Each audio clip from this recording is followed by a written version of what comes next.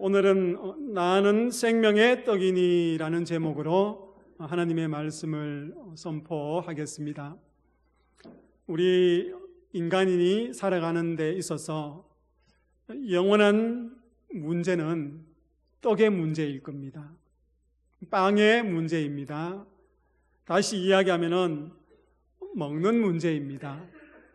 여러분, 우리 인간의 기본적인 욕구 중에서 생활에 없어서 안 될 것이 있지 않습니까? 그것을 이야기하려면은 의식주다, 그렇게 이야기할 수 있습니다. 우리가 생활하고 살아가는 데 있어서 필수적인 것, 의식주지요. 여러분, 의는 입는 것입니다. 그리고 식은 먹는 것이죠. 또 주는 우리가 살 집을 이야기하고 있습니다. 여러분, 이 의식주 가운데에 우리가 입고 또 사는 집보다 더 중요한 것이 먹는 문제입니다. 입으로 들어가는 문제이지요. 그래서 이 먹을 것의 문제, 빵의 문제는요, 인간에게 있어서 가장 근본적인 문제이고 또 이 인류가 살아가면서 풀어야 될 가장 큰 숙제이기도 합니다. 여러분, 한번 생각해 보십시오. 문제는요, 이 먹는 것이 누구에게나 공평하게 주어지지 않는다는 것입니다. 어느 한쪽에서는 음식이 넘쳐나서 땅을 파고 묻어버리는 경우도 있습니다. 어느 한쪽에서는 음식이 없어서 굶주리는 그런 모습을 보지 않습니까? 그래서 이 먹는 문제는 인류에게 있어서 중요한 것입니다. 전쟁이나 기근이나 가난으로 먹을 것이 부족해지면은 여러분, 인간이 이렇게 극적인 상황에 처하게 되면은 이성을 잃어버리게 됩니다. 그리고 또 굶게 되면은 그 판단력을 잃어버리게 되는 것이죠. 그래서 사흘 굶으면 남의 집 담을 뛰어넘지 않는 사람이 없다, 그렇게 이야기하지 않습니까? 그만큼 먹는 문제는 우리에게 아주 중요한 문제이고 또 앞으로 풀어야 될 지구촌의 숙제이기도 합니다. 오늘 본문에 보면은요, 예수님께서 살아가시던 그 시대에도 이 빵의 문제, 이 먹는 문제가 있었습니다. 먹을 것의 문제가 아주 심했던 모양입니다. 여러분, 오늘 우리가 요한복음 6장 26절에서 40절 말씀을 읽었습니다. 26절 그 앞절에 보면은 6장 1절부터 아주 유명한 사건이 기록이 되어 있습니다. 오병이어의 사건입니다. 보리떡 5개와 물고기 2마리를 가지고 5,000명을 먹이신 그 놀라운 사건이 기록이 되어 있습니다. 그 5,000명을 먹이시고 12광주리까지 남았지 않습니까? 그런데 아마 성경을 꼼꼼하게 읽어보신 분들은 이 사실을 발견하게 될 것인데, 여러분, 사복음서가 있습니다. 신약 성경에 마태복음과 마가복음과 누가복음, 요한복음에 있어요. 이 사복음서에 어떤 사건이 다 기록되어 있기는 쉽지 않습니다. 그런데 오병이어의 사건, 보리떡 5개와 물고기 2마리로 5,000명을 먹인 사건은요, 마태복음에도 기록이 되어 있고 마가복음, 누가복음, 요한복음, 이 사복음서에 다 기록이 되어 있는 거예요. 여러분, 이것은 무엇을 의미합니까? 이 오병이어의 사건이 얼마나 인상적인 사건이었는가, 그것을 알 수 있는 것입니다. 많은 사람들의 기억에 남아있는 사건, 엄청난 사건이었음을 우리는 알 수 있는 것입니다. 예수님께서요, 이 오병이어의 사건을 일으키신 후에 예수님을 따르는 사람들, 그 무리들이 점점 더 많아졌습니다. 그런데 예수님께서는 그 무리들을 보면서 탄식하며 한탄하십니다. 여러분, 사람들, 많은 무리들이 나를 따라오면 얼마나 좋겠습니까? 목사가 설교를 하고 또 목회를 하면서 여러분, 많은 성도들이 구름대처럼 몰려오면 얼마나 좋겠습니까? 제가 언양제일교회 부임해서 목회를 시작하여서 이 재단에 새신자들이 또 성도들이 구름대처럼 몰려오면 얼마나 좋겠습니까? 그런데요, 주님께서는 어떻게 해요? 자신에게 몰려오는 그 많은 무리들을 보면서 한탄하셨습니다. 여러분, 왜 한탄하셨을까요? 그것은 수많은 사람들이 예수님을 따라온 목적이 선하지 않았기 때문입니다. 예수님께서는 그 사람들이 예수님을 따라온 동기를 간파하셨기 때문에 탄식하고 한탄하시는 거예요. 여러분, 26절 말씀에 보면은 그 주님의 말씀이 기록이 되어 있는데 그 의미를 잘 알 수 있습니다. 왜 탄식하고 한탄하셨을까? 오늘 여러분 자막은 제가 일부러 준비하지 않았습니다. 여러분 성경을 읽으라고요. 성경의 26절 말씀 같이 한번 읽도록 하겠습니다. 26절입니다. 함께 읽습니다. 내가 진실로 진실로 너희에게 이르노니 너희가 나를 찾는 것은 표적을 본 까닭이 아니요 떡을 먹고 배부른 까닭이로다. 아멘. 여러분, 예수님을 따르는 많은 무리들이 정말 그 오병이어의 표적을 보고 그것에 감동해서 그리고 그 의미를 잘 알아서 따라온 것이 아니라 무엇 때문에 따라왔다고 이야기하고 있습니까? 그들의 목적은 떡이었습니다. 그들의 목적은 물고기였습니다. 예수님께서 떡을 주셨고 물고기를 주셨고 그것을 먹고 배불렀기 때문에 그들은 그것을 보고 따라왔다고 성경은 이야기하고 있습니다. 예수라는 사람에게 가면은 먹을 것을 준단다, 그렇게 이야기하는 거예요. 예수라는 사람이 빵과 물고기를 준단다, 그 소문을 듣고 그 양식을 얻기 위해서 많은 무리들이 몰려왔습니다. 아마 오늘 이 자리에 앉아 계신 남자분들 중에서는 군대에 가서 초코파이 때문에 교회에 갔다가 여기 앉아 계시는 분이 있을 겁니다.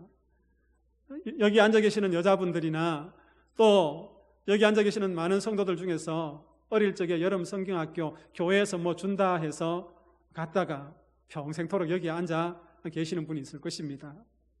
여러분, 그것 중요한 겁니다. 육신의 빵과 우리의 먹거리 중요한 것이죠. 그러나 오늘 예수님께서 그 무리들을 보시고 탄식하는 것은요, 예수님께서 오병이어의 그 표적을 행하셨을 때에 그 목적을 알지 못하고 빵을 따라서 따라왔기 때문에 탄식하시는 거예요. 양식을 얻기 위해서 예수님을 따라온 것입니다. 그런데 여러분, 그것을 누가 욕하겠습니까? 배고픈 사람에게, 가난한 사람에게 그 양식을 따라서 예수님을 따라왔다고 누가 욕하겠습니까? 예수님 당시 그 갈릴리 상황을 우리가 잘 들어보면은 그렇구나 하는 이해를 할 수 있는 것입니다. 그 갈릴리 백성들은요, 먹을 것이 많지 않았습니다. 여러분, 가난했기 때문에 식량 생산 자체가 그 지역에는 많지 않았습니다. 뿐만 아니라 로마의 지배 아래 있지 않습니까? 로마의 지배 아래 있는데 세리들이 그 백성들에게 세금을 거두어서 로마에 갖다 바칩니다. 그 과정 속에서 세리들은 더 많은 세금을 거두어서 로마의 일부 그리고 자기 호주머니에 일부를 넣었습니다. 그렇게 수탈하는 거예요.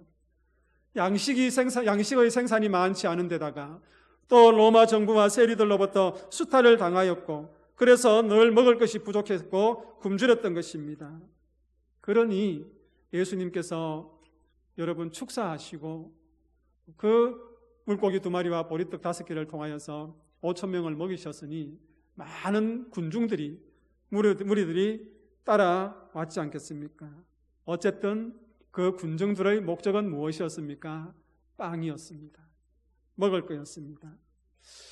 그런 예수님은 그들을 바라보면서 안타까워하면서 27절에 보니까 무엇이라고 이야기합니까? 썩는 양식만 위해서 일하지 말고 영생하도록 영원히 있을 양식을 위해서 하라, 그렇게 말씀하고 있습니다. 여러분, 당장 먹고 배부를 것만을 위해서 일하는 것이 아니라 한순간에만 있다가 사라질 그 빵 한 개를 생각하지 말고 영원한 양식, 우리에게 줄 영원한 생명의 양식을 생각하라, 그렇게 이야기하는 거예요. 여러분, 예수님께서 이렇게 이야기했으면은 백성들이 아이고 무슨 이야기합니까? 그렇게 생각해야 될 것인데, 그런데 이 영원한 양식을 위해서 일하라고 하니까 더 귀가 솔깃해지는 거예요. 여러분, 왜 귀가 솔깃해졌겠습니까? 아니, 저 사람 무슨 이야기하는 거야?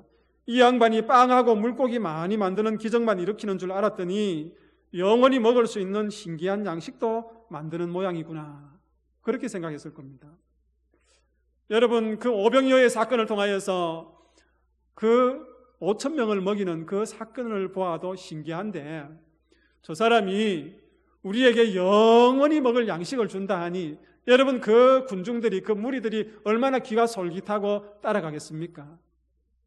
그래서 예수님을 더 따르는 것입니다. 그래서 그들은 28절에서 예수님께서 이렇게 묻지요. 우리가 어떻게 해야 하나님의 일을 할 수 있을까요? 그렇게 묻는 것입니다. 이것은 무엇입니까? 그 신기한 양식, 입으로 들어가는 그 양식, 그리고 영원히 먹을 수 있는 그 양식을 얻고자 하는 아주 이기적인 마음, 아주 간사한 마음에서 하는 질문인 것입니다. 그때 예수님께서 그들을 향하여서 무엇이라고 대답을 해줍니까? 하나님의 보내신 자를 믿는 것이다. 어떻게 그 양식을 얻을까요? 질문하니까 대답이요, 하나님이 보내신 자를 믿는 것이다, 그렇게 이야기하고 있습니다. 여기서 하나님을 보내신 자라는 것은 예수님 자신을 이야기합니다. 예수님 자신을 이야기하는 거예요. 육신의 양식에 당장 눈이 먼 그들이 이 말을 알아들었지는 못합니다. 30절에 보면요, 우리 보고 당신을 믿으라는데 도대체 당신이 하나님이 보내시라는 사건, 보낸 사람이라는 그 증거가 어디 있습니까? 무엇을 보고 당신이 하나님이 보낸 사람이라는 것을 믿습니까? 그렇게 이야기하는 겁니다. 우리 조상들은 하늘에서 내리는 그 만나를 보고 그 만나를 먹으면서 모세가 하나님이 보내신 사람이라는 것을 믿었는데, 당신이 하나님이 보낸 사람이라고 이야기했는데 도대체 무엇을 보고 우리가 그것을 믿을 수 있습니까? 당신에게 그런 표적이라도 있습니까? 그런 의미로 이야기하는 것입니다. 그때 예수님께서 그 무리들의 생각을 바로 잡아주십니다. 그 만나는 모세가 준 것이 아니라 하나님이 준 것이다, 그렇게 이야기하는 거예요. 그런데 하나님은 그런 육신의 떡뿐만 아니라 참떡, 영원한 떡을 너희들에게 줄 것이다, 그렇게 이야기하면서 그 떡이 나다, 그렇게 이야기하는 겁니다. 여러분, 35절 말씀에 그 유명한 말씀이 있지 않습니까?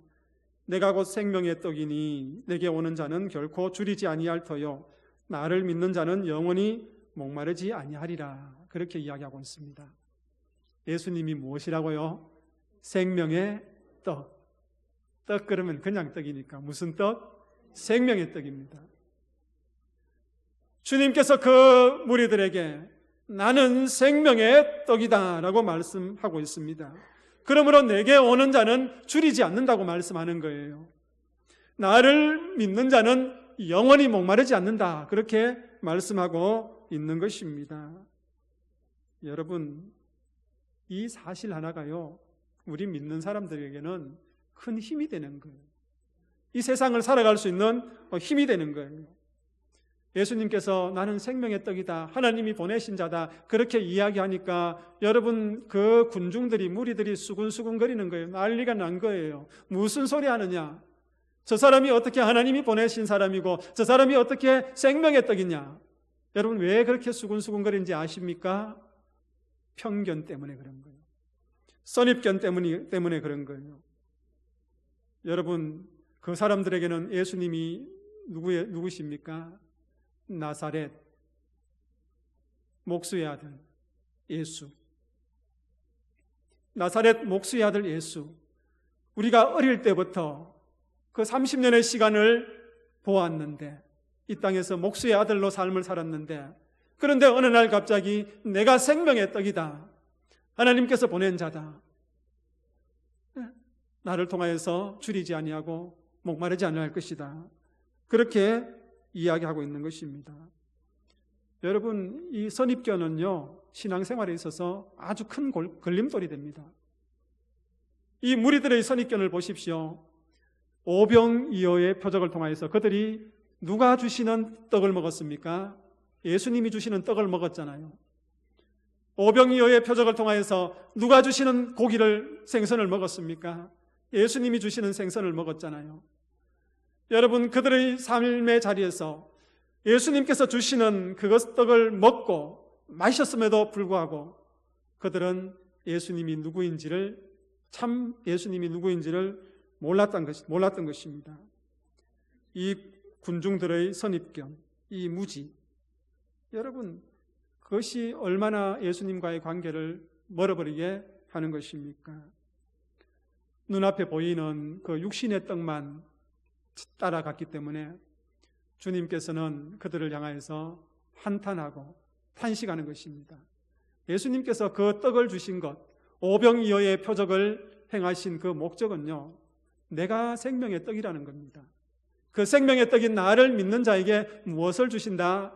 영원한 생명을 주신다는 것을 가르쳐 주기 위해서 예수님께서는요, 그 오병이어의 표적을 행하셨는데 그 군중들은 무지하게 그것을 알지 못했던 것입니다. 여러분, 우리가 교회 생활하고 믿음 생활할 때에 분명히 아셔야 됩니다.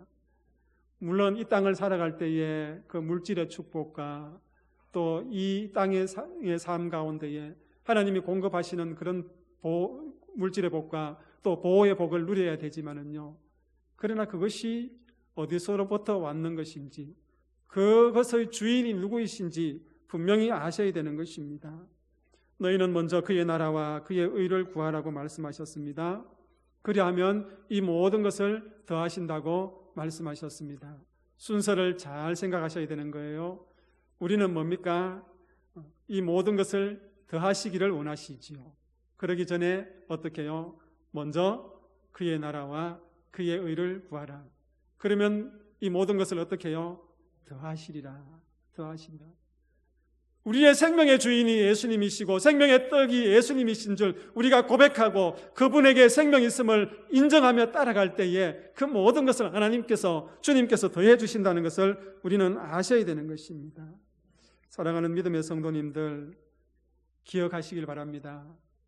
예수님은 생명의 떡이십니다. 한번 따라합시다. 예수님은 생명의 떡이십니다. 여러분, 이 고백이 여러분들 고백이 되시기를 축복합니다. 여러분, 오늘 종교개혁주의를 맞이하여서 오늘 성찬예식을 행할 때에 그 예수님의 그 몸을 상징하는 떡을 받지 않습니까? 그 예수님의 보혈을 상징하는 그 잔을 받지 않습니까? 그 잔을 받으면서 주님은 나의 생명이십니다. 그렇게 고백하며 그 성찬예식에 참여할 때에 여러분들에게 하나님과의 깊은 영적인 교감이 있을 것입니다. 그런 복을 누리는 믿음의 성도들 다 되시기를 축복합니다. 기도하겠습니다. 사랑의 주님, 지금까지 예수님이 우리 생명의 주인이심을 잊고 살았던 순간들이 참 많았습니다. 그래서 내 육신의 배부름만을 따라 살았던 모습을 다시 한번 돌아보며 주님 앞에 죄송한 마음으로 회개합니다. 이제는 예수님이 내 삶에 생명의 떡이심을 고백하며 따라가겠습니다. 이어지는 성찬예식을 통하여 예수님이 내 생명의 주인이시요 생명의 떡이심을 경험하는 시간 되게 하여 주옵소서. 예수님의 이름으로 기도하옵나이다. 아멘.